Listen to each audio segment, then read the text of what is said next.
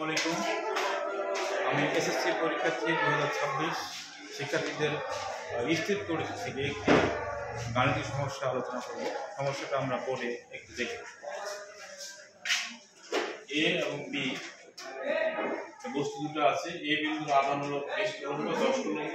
আকর্ষণ বল দেওয়া নেই, দেওয়া প্রশ্নপত্রে।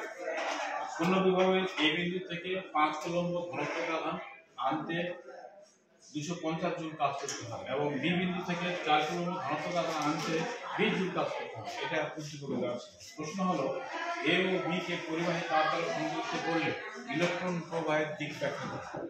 ইলেকট্রন প্রবাহের দিক ব্যাখ্যা করতে গিয়ে আমরা এ বিন্দুর ক্ষেত্রে বের করেছি ভি সমান বিভব ভাগ আধান, কাজ ভাগ আধান। কাজের মান দেওয়া হচ্ছে 250, আধান দেওয়া হচ্ছে 5 কুলম্ব। এটা উদ্দীপক থেকে প্রমাণ করেছি। এ বিন্দুর বিভব হলো 50 আর বি বিন্দুর বিভব বের করেছি 5।